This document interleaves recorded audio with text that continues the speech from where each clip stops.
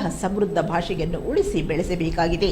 ಆ ನಿಟ್ಟಿನಲ್ಲಿ ಇಂದಿನ ಪೀಳಿಗೆಗೆ ಕನ್ನಡದ ಸಿರಿವಂತಿಕೆ ತಿಳಿಸಿ ತನ್ಮೂಲಕ ಕನ್ನಡಾಭಿಮಾನ ಬೆಳೆಸಬೇಕಿದೆ ಎಂದು ರಾಜ್ಯ ಪ್ರಶಸ್ತಿ ಪುರಸ್ಕೃತ ಶಿಕ್ಷಕಿ ಸುಶೀಲಾ ಗುರವ್ ಅಭಿಪ್ರಾಯಪಟ್ಟರು.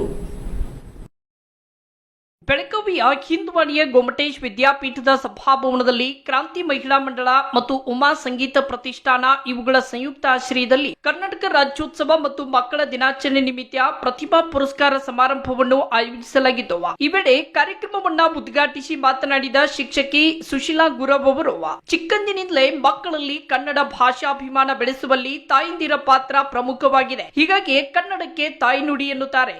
ಮಕ್ಕಳು ತಮ್ಮ ಬಾಲ್ಯವನ್ನ ಅನುಭವಿಸುವ ನಿಟ್ಟಿನಲ್ಲಿ ತಾಯಿಯ ಪಾತ್ರ ಮುಖ್ಯವಿದೆ. ಆಧುನಿಕತೆಯ ಸೋಗಿನಲ್ಲಿ ಮಕ್ಕಳ ಬಾಲ್ಯವನ್ನ ಕಸಿದುಕೊಂಡು ಅವರನ್ನ ಯಂತ್ರಗಳನ್ನಾಗಿಸುವುದು ಖೇದಕರ ಸಂಗತಿ. ಮಕ್ಕಳ ಮಹತ್ವ ಸಾರಲೆಂದೇ ದೇಶದ ಮೊದಲ ಪ್ರಧಾನಿ ಪಂಡಿತ್ ಜವಾಹರಲಾಲ್ ನೆಹರು ಅವರು ತಮ್ಮ ಜನ್ಮ ದಿನವನ್ನ ಮಕ್ಕಳ ದಿನಾಚರಣೆಯನ್ನಾಗಿಸಿದ್ದಾರೆ.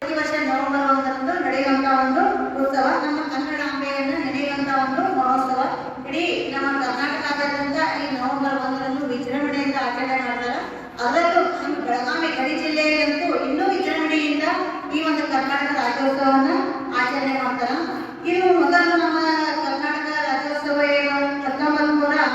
1950 ಭಾರತ ಗಣರಾಜ್ಯವಾದ ನಂತರ 1956 ಮತ್ತು ನವೆಂಬರ್ 1ರಂದು ಈ ನಮ್ಮ ಕರ್ನಾಟಕ ಭಾಷಾವಾರ ಪ್ರಾಂತಗಳನ್ನು ವಿಂಗಡಣೆ ಆಯಿತು.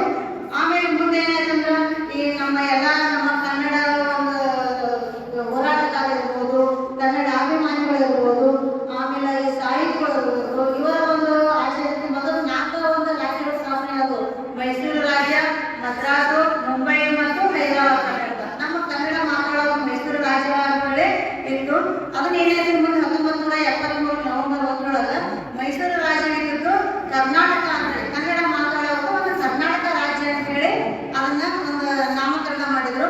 ಅಂದಿನಿಂದ ಈ ರಾಜ್ಯೋತ್ಸವ ಕಾರ್ಯಕ್ರಮ ಅತಿ ವಿಜೃಂಭಣೆಯಿಂದ ನಾವೆಲ್ಲರೂ ಆಚರಿಸುತ್ತಾ ಬಂದಿವಿ.